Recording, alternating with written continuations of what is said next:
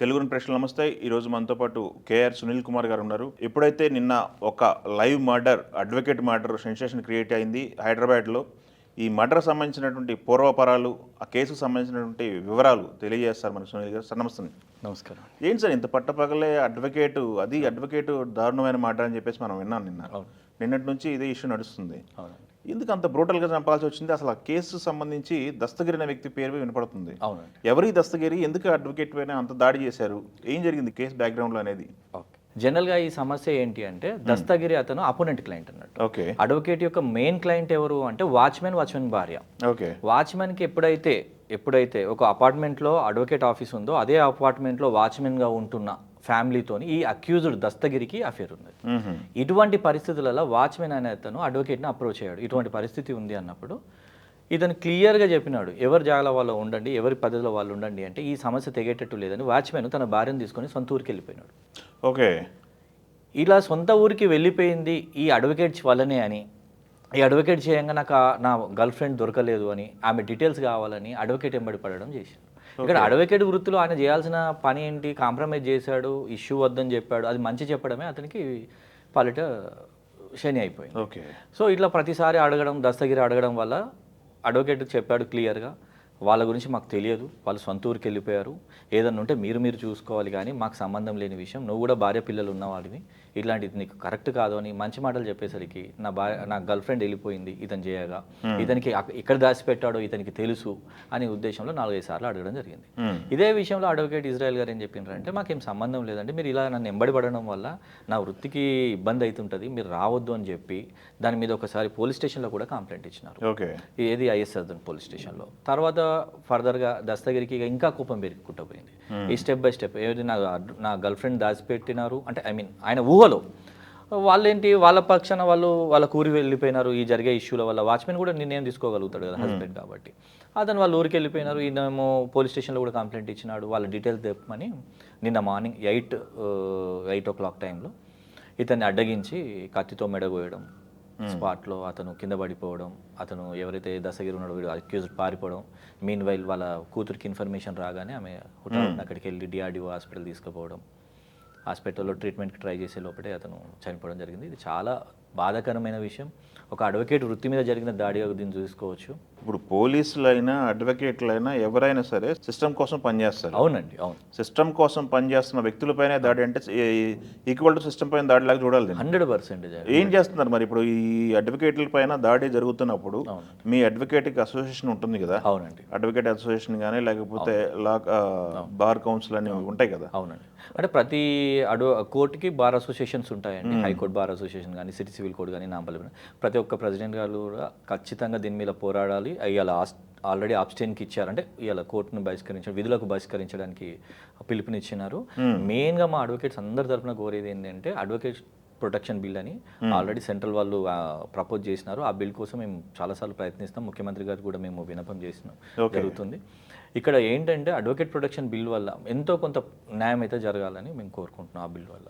Okay. ఇక రెండో point ఏంటంటే, చాలామంది అడ్వకేట్స్ నుంచి వచ్చే అప్పీల్ ఏంటంటే, సీఎం గారికి గన్ లైసెన్స్, అంటే దానికి కూడా కొన్ని పరిమితులు ఉంటాయండి. మినిమం ఒక 5 to 7 years ఒక సీనియర్గా పనిచేసిన అడ్వకేట్కి ఒక గన్ లైసెన్స్ కూడా ఇచ్చే అవకాశం ఉండాలని మేము కోరుకుంటున్నాం. ఎందుకంటే గన్ లైసెన్స్ వల్ల కనీసం మేము దాడి చేయడం కాదు, మాకు కనీసం మా ప్రాణాలు కాల్పట్టుకోవాలి. అడ్వకేట్ ప్రొటెక్షన్ బిల్లు కూడా ఇవాళ ఎంతవరకు సేవ్ చేస్తుందండి? మర్డర్ చేసిన ఎవరికి ఆపే పరిస్థితి లేదు.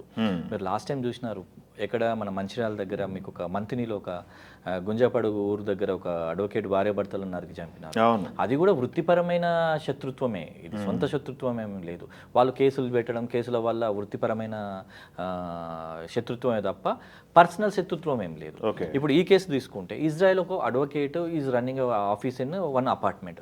అదే అపార్ట్మెంట్లో పనిచేసే వాచ్మెన్ వైఫ్కి, అదే అపార్ట్మెంట్లో పనిచేసే ఎలక్ట్రికల్కి ఇష్యూలో అడ్వకేట్ చేయాల్సిన ఎలక్ట్రీషియన్కు జరిగిన ఇష్యూలా అడ్వకేట్ యొక్క రెస్పాన్సిబిలిటీ ఏముంటుందండి? ఎంత బ్రూటల్ మర్డర్ అది! డే లైట్ బ్రాడ్ లైట్లో మర్డర్ చేసినారు మార్నింగ్ టైంలో. అంటే అతను ఎంత విచక్షణ కోల్పోయినాడు దస్తగిరి. అతనికి మానవత్వ విలువలు ఉన్నాయా? అసలు ఈ కారణానికి ఎవరు సంబంధం అనేది ఏమైనా చూడగలిగిందా? ఓకే. ఇక్కడ జరిగిన ఆయన చేసిన దుశ్చర్య వల్ల మంచి మాటలు చెప్పడమే అడ్వకేట్ పాలిట. ఇప్పుడు పోలీస్ స్టేషన్కి పిలిచి కౌన్సిలింగ్ ఇస్తున్నా కానీ కౌన్సిలింగ్ కూడా ఇలాంటి సమస్యలు పరిష్కారం అవ్వట్లేదు అంటే నెక్స్ట్ స్టెప్లు ఏముంటాయి? ఎందుకు సమాజంలో తరలిస్తున్నారు? ఇట్లాంటి వ్యక్తులను ఎందుకు సమాజంలో తిరగనిస్తున్నారు? అంటే ఇటువంటి వ్యక్తులు అంటే అతను ఏ మూమెంట్లో ఎమోషన్ అయ్యాడు, ఎప్పుడు దాడి చేస్తాడో తెలియదు కాబట్టి ఇటువంటి పరిస్థితులలో మేము అడిగేది ఒకటి, అడ్వకేట్స్కి ఒక సీనియారిటీ చూసి అతనికి ఉన్న సిచ్యువేషన్లో గన్ లైసెన్స్ ఇష్యూ చేయండి అని మేము కోరుకుంటున్నాం. ఎందుకంటే అడ్వకేట్కి చట్టం తెలుసు కాబట్టి కనీసం అవతల వాళ్ళ మీద దాడి చేయకుండా సెల్ఫ్ డిఫెన్స్ కన్నా యూజ్ అవుతుంది కదా అనేది మా ఆలోచన. ఓకే, అందుకే ఖచ్చితంగా మేము గన్ లైసెన్స్ కోసం డిమాండ్ చేస్తున్నాము. ప్రొటెక్షన్ బిల్ కన్నా మాకు ప్రాక్టికల్గా ఇప్పుడు ప్రొటెక్షన్ బిల్ ఉన్నా కూడా అతను చంపినాడు అనుకోండి, కంపల్సరీ 302 ఐపీసీ అట్రాక్ట్ అవుతుంది. అదే అతని దగ్గర ఎందుకు అంటే చట్టంలో ఇప్పుడు చూడండి, ఒక పోలీస్ ఆఫీసర్ మీద దాడి జరగదు, ఒక ఆర్మీ పర్సన్ మీద దాడి జరగదు, ఎందుకంటే వాళ్ళ చేతిలో గన్ ఉంది కాబట్టి. వాస్తవంగా వాళ్ళ మీద దాడులు జరగవు, ఎందుకంటే గన్ ఉంది. ఇప్పుడు చట్టంలో పోలీస్ ఒకవైపు ఎలా ఉన్నాడో అడ్వకేట్ కూడా ఒకవైపు ఉన్నాడు. సొంత విషయాలు కాదు కదండి, ఇది ఒక సమాజంలో జరిగిన ఇష్యూకు కదా చనిపోయిన ఇజ్రాయెల్ సార్ గారు తీసుకున్న బాధ్యత. అది తప్పు కాదు కదా. ఓకే, ఎక్కడ పనిచేస్తారు ఇజ్రాయెల్ గారు? హైకోర్టా లేకపోతే లోయర్ కోర్ట్స్లో చేస్తున్నారు సార్. చాలా సీనియర్, ఆయన కాంగ్రెస్ నేత కూడా. ఓకే, మాకున్న ఇన్ఫర్మేషన్ ప్రకారం ఏంటంటే అంటే మనకు తెలిసిన అడ్వకేట్ కాబట్టి పూర్తి వివరాలు తెలియదు, కానీ ఒక అడ్వకేట్ మీద దాడి జరిగినప్పుడు మాకు ఎట్లా అనిపిస్తుంది అంటే ఈ వృత్తిపరంగా వచ్చే శత్రుత్వం ఇది. ఎందుకు అంటే సొంత శత్రుత్వం అయితే ఎవరు మాట్లాడడానికి అవకాశం ఉండదు. ఇప్పుడు దస్తగిరి అనే వ్యక్తికి అవునండి ఈ కేసులో ఎలాంటి శిక్షలో అవకాశం ఉందంటారు? అంటే జనరల్ ఇక్కడ మర్డర్ 302 అట్రాక్ట్ అవుతుంది. ఇప్పుడు మీకు ఎఫ్ఐఆర్ పట్టుకొచ్చారు కదా, అవును, ఎఫ్ఐఆర్ లో సెక్షన్స్ ఏం చేశారంటే ఎఫ్ఐఆర్ వచ్చేసి ఏ సెక్షన్స్ పెట్టారు, ఎంత శిక్ష పడే అవకాశం ఉంది? అంటే 103 ఆఫ్ బిఎన్ఎస్ అండి, అంటే నథింగ్ బట్ 302 మర్డర్ కేసు కింద పెట్టినారు. ఎందుకంటే గ్రేవియస్ హర్ట్ అంటే మర్డర్ ఉంది కాబట్టి దీనిలో క్రూయాలిటీ ఉంది, కక్ష ఉంది కాబట్టి 100% లైఫ్ ఇంప్రిజన్మెంట్ పెట్టే అవకాశం ఉంటుంది. ఓకే, జీవిత ఖైదు కూడా ఉంటుంది. ఎందుకంటే ఎప్పుడు కానీ కేసును జడ్జి గారు ఎట్లా చూస్తారు అంటే నాకున్న ఒపీనియన్ ప్రకారం వాళ్ళు చూసేది ఏంటంటే దీనికి మోటివ్ ఏంటి, మోటివ్కి ఏమైనా రీజన్ ఉందా చూస్తారు. ఎందుకంటే ఒక వృత్తిపరంగా ఇప్పుడు డాక్టర్ గారు వృత్తి ఉంది, ఇప్పుడు డాక్టర్స్ ప్రొటెక్షన్ బిల్ ఉందండి, హాస్పిటల్లో మాట్లాడిన, హాస్పిటల్ మీద దాడి చేసిన వెంటనే యాక్షన్ తీసుకోవడానికి. నేనేమంటున్నా అంటే అడ్వకేట్ ప్రొటెక్షన్ బిల్ వల్ల కనీసం ఎంతో కొంత మాకు బెనిఫిట్ అనేది జరుగుతుంది. రెండోది బ్రూటల్ మర్డర్స్ ఉన్నాయండి, చూడండి లాస్ట్ టైం కూడా మనకు మంత్రిలో జరిగిన ఏదైతే మర్డర్ ఉందో వైఫ్ అండ్ హస్బెండ్ని, కనీసం ఆ టైంలో వాళ్ళ దగ్గర రివాల్వర్ గన్ను ఉండేది ఉంటే అట్లీస్ట్ వాళ్ళ ప్రాణాలు కాపాడుకునేవాళ్ళు. అవతల వాళ్ళ మీద దాడి చేయాల్సిన అవసరం లేదు, కానీ కనీసం ప్రాణాలు కాపాడుకోవాలి కదండి. ఎందుకంటే ఇవన్నీ వృత్తిపరంగా వచ్చే శత్రుత్వాలు, సొంతగా కాదు. ఓకే, మీరు సింపుల్గా గమనిస్తే పోలీస్ స్టేషన్ల మీద దాడి జరగదు, ఆర్మీ పర్సన్స్ మీద జారీ జరగదు, ఎందుకంటే వాళ్ళ చేతిలో గన్ ఉంది కాబట్టి. ఓకే, మేము కూడా వాళ్ళలాగానే సొసైటీలో కాన్స్టిట్యూషన్ ప్రకారం వాళ్ళు ఒక వైపు ఉంటే మేము కూడా ఒక వైపే కదా, అటువంటి విషయం. ఓకే, ఇప్పుడు ప్రత్యేకించి ఈ కేసులో మనం మెయిన్ మోటివ్ ఏంటి ఏదైతే ఉందో ఈ ఇల్లీగల్ అఫైర్స్ అనేది, దీన్ని ఎందుకు ఇలా సైకలాజికల్గా ఇంత ఒక వ్యక్తిని చంపేదాకా వెళ్ళిపోతున్నారంటే ఏం చెప్తారు ఈ ఇష్యూస్లో మెయిన్గా? అంటే ఇది వాళ్ళ ఇద్దరి పర్సనల్ విషయాల్స్ అండి. ఏమైనా వాచ్మెన్ వైఫ్ గారు కానీ ఏదైతే దస్తగిరి ఉన్నాడో వాళ్ళకి జరిగిన ఇష్యూలో అడ్వకేట్కి ఏం సంబంధం ఉంటుంది? ఇప్పుడు ఏదో భార్య భర్తల కేసు ఉంటుంది, భర్త సైడో భార్య సైడో ఉండాలా. నల్లకోట వేసుకున్నందుకు నా క్లయింట్ ఏదైనా అడిగితే ఈవెన్ మర్డర్ చేసినా మేము అటు వాదించాల్సి వస్తుంది.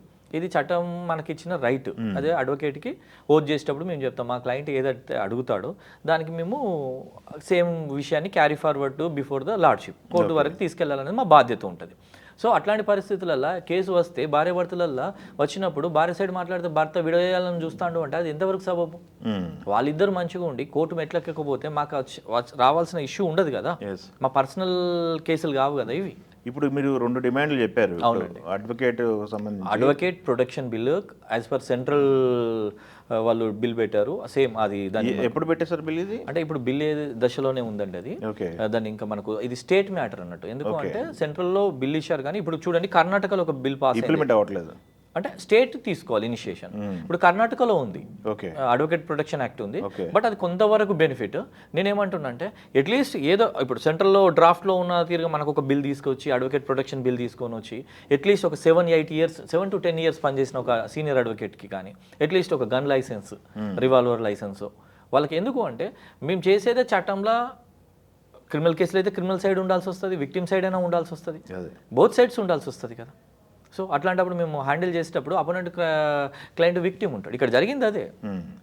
ఈ అడ్వకేట్ యొక్క క్లయింట్ బాగానే ఉన్నారు, ప్రతివాది ఎవరైతే ఉన్నాడో కక్షిదారు అతను తీసుకున్న నిర్ణయం కదా. ఇప్పుడు అట్లా అయినప్పుడు వృత్తి మీద దాడి జరిగినట్టే. అంటే ఇప్పుడు మేము ఒక అవతల సైడ్ గుండా ఉంటే మేము తీసుకోవద్దు అన్నట్టు. అట్లాంటప్పుడు కాన్స్టిట్యూషన్కి విలువ ఏంటి? ఓకే ఒక అడ్వకేట్ ఫ్రీగా కొట్లాడే వీళ్ళు ఎక్కడ ఉంటుంది? ఓకే ఇట్లాంటి దాడులు అడ్వకేట్లను భయభ్రాంతులకు గురి చేయాల్సిందన్నట్టే కదా ఇండైరెక్ట్గా. అంటే ఇప్పుడు ఇట్లాంటి బిల్లు ఇంకా ఇంత లేటుగా రావడానికి కారణాలు ఏంటి? ఇప్పుడు వరకు ఇట్లాంటి ఇష్యూలు చాలా జరిగినాయి కదా, అవునండి. ఎందుకు నెగ్లిజెన్సీ, అడ్వకేట్లకు నెగ్లిజెన్సీ గురి అవుతున్నారంటే మీ అభిప్రాయం ఏంటి? నెగ్లిజెన్స్ ప్రొటెక్షన్ బిల్ తేవడానికి తగిన రీజన్స్ అని ఏం చెప్పలేము, కానీ ఖచ్చితంగా తేవాల్సిన అవసరం అయితే ఉన్నది. ఎందుకు అంటే ఏదైతే సమాజంలో జరిగే ఇష్యూల పట్ల మేము పోరాడాలి కాబట్టి ఏదో ఒక సైడ్ ఉండాల్సి వస్తుంది. ఎందుకంటే ఒక ఇష్యూ జరిగినప్పుడు, ఒక డిస్ప్యూట్ ఉన్నప్పుడు, ఒక మంచివాడు ఉంటాడు, ఒక చెడువాడు ఉంటాడు, వాళ్ళిద్దరి మధ్యలోనే ఇష్యూ జరుగుతుంది. అట్లాంటప్పుడు మేము ఏదో ఒక వైపు ఉండాలి కదా. అటువంటి బిల్లు నేను అనేది ఇలాంటిది బిల్లు అవును. ఇంత లేటుగా ఎందుకు అవుతుంది? ఇప్పుడు వరకు దానికి ఈ కారణాలు పాటికి చాలా వచ్చి ఉండాలి కదా, అవునండి, అవును. ఈ పాటికే వచ్చి ఉండాలి కదా, చాలా ఎట్లుంటదంటే, ఇన్సిడెంట్లు ఉన్నాయి ఇప్పుడు కదా. ఇది రాజకీయంగా ఎందుకు లేట్ అవుతుంది అనే దానికి సమాధానం ఎవరి దగ్గర ఉండదండి. ఎందుకంటే చేయాలని మేము ప్రతిసారి అడుగుతున్నాము. అడ్వకేట్ ప్రొటెక్షన్ బిల్ కావాలని ప్రతిసారి అడుగుతున్నాం. స్టేట్ ఇనిషియేట్ చేసుకోవాలి. సీఎం రేవంత్ రెడ్డి గారు కంపల్సరీ ఈ రోజు మొత్తం మీరు బాయ్కట్ చేశారా విధుల నుంచి? క్లియర్ మేము చెప్పండి. సీఎం రేవంత్ రెడ్డి గారిని రిక్వెస్ట్ చేస్తున్నాం. అడ్వకేట్ ప్రొటెక్షన్ బిల్ కోసం సార్ గారిని కలుద్దామని మేము మా అడ్వకేట్స్ తరఫున మేము అందరం నిర్ణయం తీసుకున్నామండి. కంపల్సరీ కలవడం జరుగుతుంది. ఈ అడ్వకేట్ ప్రొటెక్షన్ బిల్ కోసం మేము రిక్వెస్ట్ చేయడం జరుగుతుంది. ఓకే, చూద్దాం మరి మీ రిక్వైర్మెంటు, మీ డిమాండ్స్కి ఎంతవరకు సాఫల్యం వస్తుంది అనేది చూడాలి. ప్రొటెక్షన్ అయితే అవసరం అనేది మీరు చెప్తున్న మాటలు బట్టి అవునండి, అర్థమవుతుంది. ఏదేమైనా నిన్న ఒక అడ్వకేట్ జరగటం అనేది చాలా బాధాకరమైన విషయం. అవునండి. థ్యాంక్ యూ అండి మీ అభిప్రాయం తెలియజేసినందుకు.